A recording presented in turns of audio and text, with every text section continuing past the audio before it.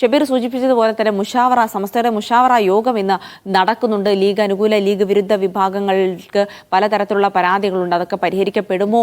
ഇന്നത്തെ മുഷാവറ യോഗത്തിലെ നീക്കം എങ്ങനെയായിരിക്കും എന്നതിനനുസരിച്ചുകൊണ്ടാണ് ഈ ഭിന്നിപ്പിനി കൂടുതൽ വളരുമോ തളരുമോ എന്നൊക്കെ തീരുമാനമാവുക. എന്തായാലും അത് വലിയ പ്രാധാന്യത്തോടെ നോക്കിക്കാണുന്ന ഒരു വാർത്ത തന്നെയാണ്. പിന്നെ ഇന്നലെ ഉണ്ടായൊരു അപകട വാർത്തയുമായി ബന്ധപ്പെട്ട് ഈ പ്രമോഷൻ വീഡിയോ ചിത്രീകരണത്തിലൂടെ ഉണ്ടായ അപകട മരണവുമായി ബന്ധപ്പെട്ട് മരിച്ച ആൽവിന്റെ പോസ്റ്റ്മോർട്ടം ഇന്ന് നടക്കുന്നുണ്ട്. ഈ സംഭവവുമായി ബന്ധപ്പെട്ട് ഇപ്പോഴും ഒരു കൃത്യത വന്നിട്ടില്ല.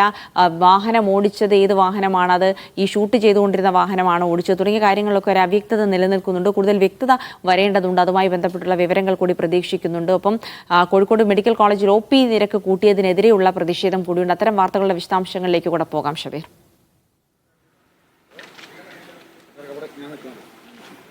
ജിൽസി, തീർച്ചയായും പ്രധാനപ്പെട്ട വാർത്ത കോഴിക്കോട് ഇന്ന് വരാനിരിക്കുന്ന പ്രധാനപ്പെട്ട സമസ്ത മുഷാവറ യോഗം തന്നെയാണ്. നമുക്കറിയാം, കലുഷിതമായ ഒരു സാഹചര്യത്തിലാണ് സമസ്തയുടെ മുഷാവറ ചേരുന്നത്. സമസ്തക്കകത്ത് വലിയ തരത്തിലുള്ള ഭിന്നത, അഭിപ്രായ സ്വരങ്ങൾ നിലനിൽക്കുമ്പോഴാണ് ഈ മുഷാവറ ചേരുന്നത്. രണ്ട് ചേരിയായി നിന്ന് തന്നെ പ്രശ്നങ്ങൾ ഉണ്ടായിക്കൊണ്ടിരിക്കുമ്പോഴാണ് ഈ മുഷാവറ ചേരുന്നത്. അപ്പോൾ എന്തായാലും സ്വാഭാവികമായും വലിയ തരത്തിലുള്ള ചർച്ചകൾ ഇന്നത്തെ മുഷാവറ യോഗത്തിലുണ്ടാകും. പ്രത്യേകിച്ച് കഴിഞ്ഞ ദിവസം നമുക്കറിയാം, ഈ മുഷാവറ യോഗത്തിന് മുമ്പ് ഈ തർക്കങ്ങളെല്ലാം പരിഹരിക്കാനുള്ള ശ്രമം എന്നോണം ഒരു സമവായ ചർച്ച ലീഗ് നേതൃത്വം മുൻകൈയെടുത്ത് സമസ്ത ലീഗ് നേതൃത്വം സംയുക്തമായി സംഘടിപ്പിച്ചിരുന്നു. എന്നാൽ ആ യോഗത്തിൽ ലീഗ് അനുകൂല വിഭാഗം മാത്രമാണ്, സമസ്തയിലെ ലീഗ് അനുകൂല വിഭാഗം മാത്രമാണ് പങ്കെടുത്തത്. ലീഗ് വിരുദ്ധ ചേരി വിട്ടുനിൽക്കുകയും ചെയ്തു. അപ്പോൾ സ്വാഭാവികമായും അവരുടെ പ്രശ്നങ്ങൾ ഇന്നത്തെ യോഗത്തിൽ, മുഷാവറ യോഗത്തിൽ ചർച്ചയുണ്ടാകും. പ്രത്യേകിച്ച് ലീഗ് അനുകൂല വിഭാഗം ചില ആവശ്യങ്ങൾ ഉന്നയിച്ച് അല്ലെങ്കിൽ പരാതികൾ ഉന്നയിച്ച് സമസ്ത ലീഗ് നേതൃത്വത്തിന് സംയുക്തമായി ഒരു പരാതി കൊടുത്തിട്ടുണ്ട്. അതിൽ പ്രധാനമായും പറയുന്നത് മുക്കം ഉമർ ഫൈസിക്കെതിരെ നടപടി വേണം. അതായത് സാദിഖ് അലി ശിഹാബ് തങ്ങളെ പരസ്യമായി അധിക്ഷേപിച്ച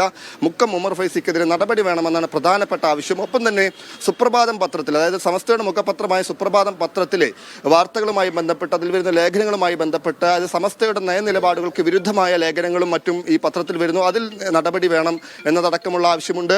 ഒപ്പം തന്നെ വിവിധ വിഷയങ്ങൾ, അതായത് സമീപകാലത്തുണ്ടായ വിവാദങ്ങളിൽ കൃത്യമായ നടപടികൾ ലീഗ് അനുകൂല വിഭാഗം ആവശ്യപ്പെടുന്നുണ്ട്. ഈ തെരഞ്ഞെടുപ്പുമായി ബന്ധപ്പെട്ട് ലോക്സഭാ തെരഞ്ഞെടുപ്പ് കാലത്ത് പല നിലപാടുകളും സമസ്തയുടെ ഭാഗത്തു നിന്നുണ്ടായിരുന്നു. സുപ്രഭാതം പത്രത്തിൽ ചില ലേഖനങ്ങൾ വന്നിരുന്നു. ആ നിലയ്ക്കുള്ള പ്രശ്നങ്ങളുണ്ട്. അതെല്ലാം തന്നെ പരിഹരിക്കണം, നടപടി വേണമെന്നാണ് ലീഗ് അനുകൂല വിഭാഗത്തിന്റെ ആവശ്യം. ഒപ്പം തന്നെയാണ് ലീഗ് വിരുദ്ധ വിഭാഗവും പല ആവശ്യങ്ങൾ ഉന്നയിച്ചിട്ടുണ്ട്. അതിൽ ഏറ്റവും പ്രധാനപ്പെട്ട ഈ സമീപകാലത്ത് ലീഗ് അനുകൂല വിഭാഗം ഒരു കൂട്ടായ്മ രൂപീകരിച്ചിരുന്നു. അതായത് സമസ്ത ആദർശ സംരക്ഷണ സമിതി എന്ന പേരിൽ ഒരു കൂട്ടായ്മ രൂപീകരിച്ചിരുന്നു. ഇത് സമാന്തര പ്രവർത്തനമാണ്, വിഭാഗീയ പ്രവർത്തനമാണ്.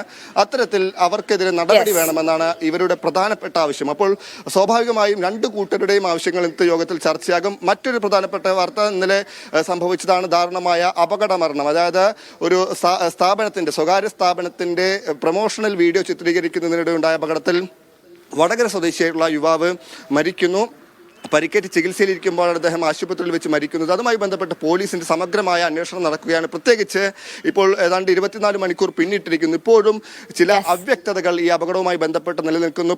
ഏത് വാഹനമാണ് ഇടിച്ചത് എന്നതടക്കമുള്ള അവ്യക്തതയുണ്ട്. അതുമായി ബന്ധപ്പെട്ട് വിശദമായ അന്വേഷണം പോലീസ് നടത്തി വരികയാണ്. ഈ വാഹനങ്ങളും വാഹനം ഓടിച്ചവരെയും പോലീസ് കസ്റ്റഡിയിലെടുത്തിട്ടുണ്ട്. അവരെ വിശദമായി ചോദ്യം ചെയ്യുന്നുണ്ട്. ഇവരുടെ മൊഴിയിൽ വൈരുദ്ധ്യമുണ്ട് എന്നാണ് പോലീസ് പറയുന്നത്. രണ്ടുപേരും പറയുന്നത് രണ്ട് മൊഴിയാണ് എന്നാണ് പോലീസ് പറയുന്നത്. അപ്പോൾ അതുമായി ബന്ധപ്പെട്ട വാർത്തകൾ കൂടി ഉണ്ട്. ഒപ്പം തന്നെ ഈ മരിച്ച ആൽവിന്റെ പോസ്റ്റ്മോർട്ടം ഇന്ന് നടക്കും. അതിനുശേഷം മൃതദേഹം ബന്ധുക്കൾക്ക് വിട്ടു നൽകും. ഇത്തരം വാർത്തകളാണ് കോഴിക്കോട് നിന്നുള്ളത്. വയനാടിനെ സംബന്ധിച്ച്, വയനാട് നിന്ന് മുണ്ടക്കൈ ചൂരൽമല ദുരന്തവുമായി ബന്ധപ്പെട്ട് യൂത്ത് ലീഗിന്റെ ഒരു പ്രതിഷേധമുണ്ട്. മേപ്പാടിയിലാണ് പ്രതിഷേധം. കേന്ദ്ര സംസ്ഥാന സർക്കാരുകൾ ദുരന്ത ബാധിതരെ അവഗണിക്കുന്നു എന്നാരോപിച്ചാണ് വയനാട്ടിൽ യൂത്ത് ലീഗ് പ്രതിഷേധം സംഘടിപ്പിക്കുന്നത്. ജിൽസ്.